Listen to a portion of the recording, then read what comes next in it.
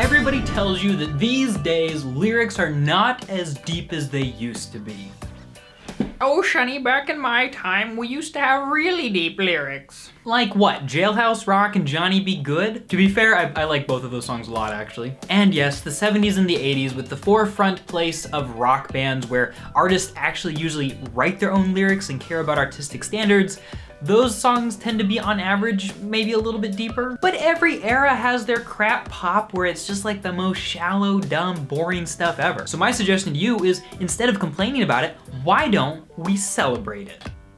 Oh shoot, I forgot what video I was filming for a second. That's my 20 cringy lyrics one. No, actually, today we're gonna talk about 2017's deepest songs. But at the same time that we're talking about something so deep and interesting, we have to do something a little bit more shallow. If you've watched my 10 deepest songs of 2016, you know what I'm talking about. That's right, people. We're gonna dance. Oh my gosh, that was unnecessarily dramatic, I'm so sorry. And you better expect this next part because it's coming for you. It's gonna bite you right on your little song explaining butt.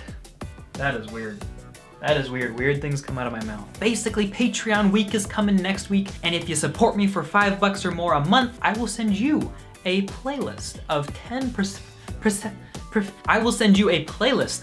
professor-approved songs every month. Kind of like homework, but for cool people who support my world domination. But anywho, let's talk about what makes a song one of the deepest of 2017. It's not complicated. Popular songs that many people connected with. Critical appeal, so if it was actually like a good song. Either about an unusual topic or about a normal one in a unique way. If it approaches the topic intentionally and with original thoughts. So you can't just write a song about some deep topic and say the same thing that everybody else says about it. That's boring. We want vulnerability and honesty in murky emotional waters. Wait, is that right? That does not sound like me. That's a little bit dramatic.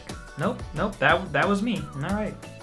And before we get into the top 10, let me give you the honorable mentions. These songs were deep, they were among the deepest, but they didn't make the list. Sign of the Times by Harry Styles, Black Spider-Man by Logic, Rose-Colored Boy by Paramore, Liability by Lorde, Praying by Kesha, Boredom by Tyler, the Creator, DNA and Humble by Kendrick Lamar, and Weak by AJR. All very good and deep songs, just not top 10 deep. There was some stiff competition, I'm not gonna lie. If you disagree with me, hit that like button, don't forget to subscribe and hit the little ding bell right there. That'll really teach me. But anyway, number 10 is EXO Tour Life by Lil Uzi Vert.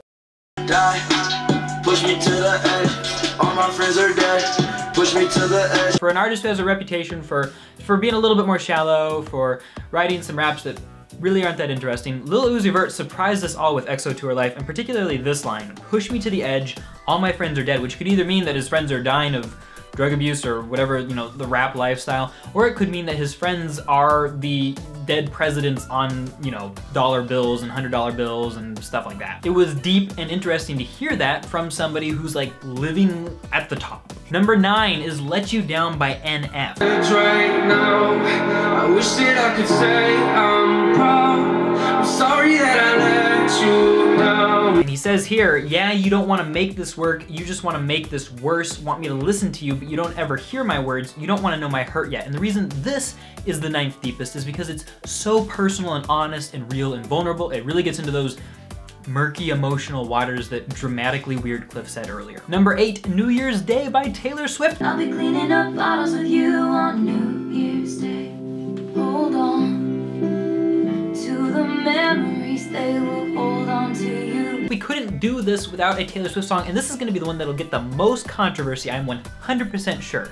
A lot of people think of Taylor Swift as this like shallow, boring person who has nothing to say except for about celebrity breakups, of which they are all her own. And believe me, she has plenty of source material to go off of, but she still says deep things and she's still a good songwriter. You cannot deny it. She sings, don't read the last page, but I stay when it's hard or it's wrong or we're making mistakes. I want your midnights, but I'll be cleaning up bottles with you on New Year's Day. The reason I think this is deep is because usually she's talking about the breakups or the dudes or the problems or the drama or how she's shaking it off or whatever. But in this case, she's saying like, I know that that's all there, but I want to be with you after the party and the good times and the crazy stuff is over. I want to help you clean up the messes. And I thought that was really cool. I wonder if it's really number 8 worthy though. Sometimes I think I have lower standards for these artists, and so their songs boost up because I have these low standards, but I really liked it. I really did. Number 7 is Duckworth by Kendrick Lamar from his new album. He says here, then you start reminding them about that chicken incident. Whoever thought... That is so out of context. That's hilarious. You guys, if you haven't listened to the song, are probably like, wait, what? The chicken incident?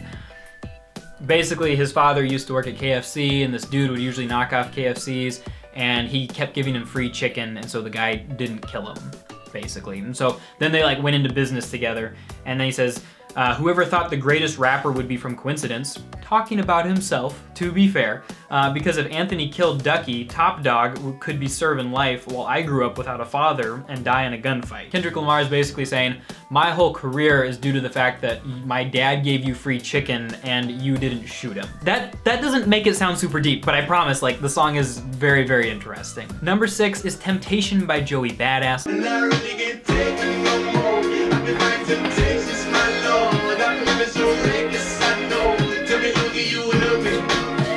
This was my favorite song of 2017. I thought it was awesome. Talks about African Americans' plight in modern day America. And we have this line here, the government been trying to take away what's ours. It's really all about the money and the power. I just want to see my people empowered. It's a deep song about a true struggle, and it's so well done. Number 5 is Everybody by Logic.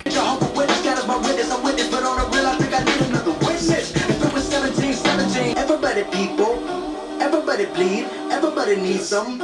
Everybody love. Everybody thought that 1-800 was his best song of the year, but heck, I was back there enjoying Black Spider-Man because I love Donald Glover. He's the coolest. Donald Glover, if you're watching this right now, please, please, please, please, please come be on one of my videos. But I thought that Everybody was Logic's actual best work. And this particular portion right here I thought was the single best part of it. He says, in my blood is the slave and the master. It's like the devil playing spades with the pastor, but he was born with the white privilege. Man, what the F is that? White people told me as a child, as a little boy, playing with his toys, I should be ashamed to be black. And some black people look ashamed when I rap. Like my great-granddaddy didn't take a whip to the back. And basically he's talking about having ancestors from both black and white communities, and in a time when those two communities seem to be in such conflict, what is he supposed to do? Like, heck, if that's not deep, I don't know what is. That's so, so cool. And obviously I'm not saying that it's cool that there's conflict or that he's having to figure out those things, but it's cool that he has the honesty and the vulnerability to share that with us. Number 4, Perfect Places by Lorde.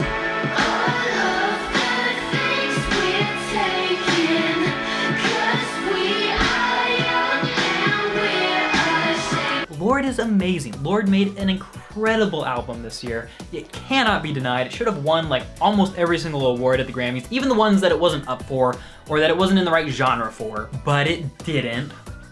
There's this line. All of the things were taken because we are young and we're ashamed. Send us to perfect places. All of our heroes fading. Now I can't stand to be alone. Let's go to perfect places. And when she talks about what inspired this song, she was going through like this weird social time where she felt like she was trying to ignore some deeper issues, and all of her friends were just trying to have fun and distract themselves from something bigger, something more depressing or dark. She says, cause we're young and we're ashamed. They don't even know why, but they have that feeling, and so they want to go to perfect places because they think that that will solve it. And if anybody's looked at Instagram and seen, you know, people pretending to be like super happy and having a good time, you know what they're talking about. Number 3 is the story of, actually, you know what? I just realized that you've probably been watching me dance in between each of these, and I forgot to mention that. You're probably super awkwarded out at this point, and I want to tell you it's okay. I'm not embarrassed, you don't need to be embarrassed either, but if you want to support me on Patreon so I can afford dance lessons, that would be hecka cool. I need it. Badly. At number 3 is The Story of OJ by JayZ.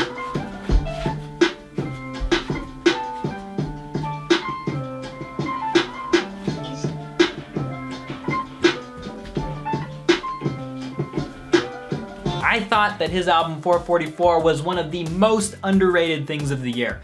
Lorde got a lot of, you know, kudos and everything, and she should have maybe been the best, but JayZ's was like everybody, they just didn't even notice it. They didn't pay any attention to it, and it was awesome. And the reason the story of OJ is good is because it's just nothing but good advice from beginning to end. It's like purposefully deep. It's him giving financial advice to African Americans who otherwise are trying to like find success in life in a way that he thinks just isn't going to work. And he has this line, "You wanna know what's more important than throwing away money at a strip club?" Here's the punchline, wait for it.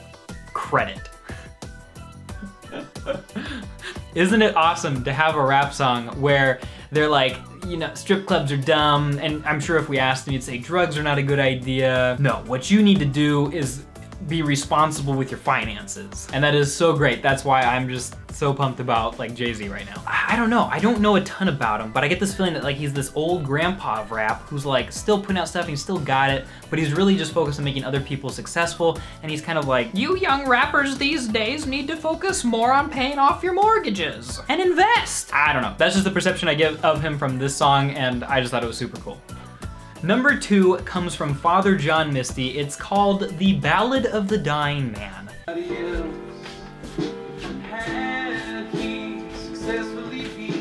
This song did not get a ton of awards. It wasn't hugely adored or anything like that, but it is freaking deep and it's good. It's really good. If you listen to no other song based on this video, go listen to this song and anything by JayZ. Basically, it's about this guy who uses social media to critique what other people are doing and call other people out on all the mistakes they made. And now he's on his deathbed, waiting to die and still thinking to himself, man, if I just had more time to critique other people. And it's like hilariously tongue-in-cheek, and it was just perfect for 2017 when basically nobody did anything but critique each other on social media. Like that was like the national pastime. We forgot, screw baseball, screw anything actually fun. Let's just go and criticize people on social media.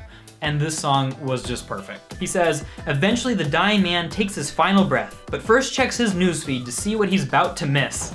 And it occurs to him a little late in the game, we leave as clueless as we came. So he eventually does figure it out, but it's like 2 whole verses of sarcasm first, and it's incredible. Finally, the last song, the deepest song, I think, of 2017 comes from JayZ's 444.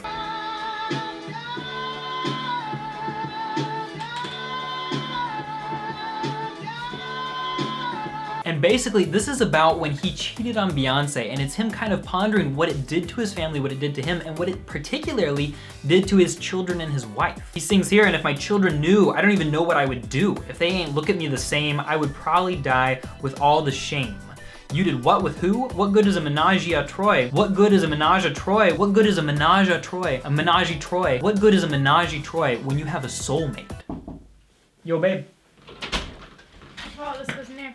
Second of all, I think you're saying menage a trois wrong. Am I menage a trois? I think. Is it menage a trois? I would look it up online. You want me to come tell you and Tammy that I think you're pronouncing three-way wrong in French? Yep. Nope. There you go. You know, this is being filmed right now.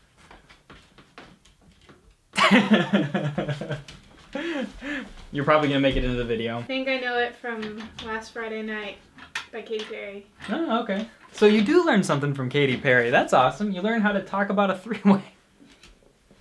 Love you. I am so serious. If I ever did anything like that, I would never have the guts to talk about it in a song. To admit that I had failed as a father and as a husband and as a human in that way, oh my goodness. To talk about that, to be so honest and open and to talk about, you know, what he's afraid of in the future with his children finding out about it on the internet, and for him to just put that out as a song. So when people think of JayZ, they'll think of his albums, they'll think of his songs, they'll think of 444. Oh my gosh. But yeah, that's awesome. It's so, so good. Thanks so much for watching. I hope that you enjoyed not only my really stupid dancing, but also the puppy yips in the background. That dog, I tell you what, puppies are no joke. But guys, thanks so much for watching. I hope that you'll stick around. What was your favorite deep song of 2017? Let's just say that. I hope that you guys have a great day, and I'll talk to you all later.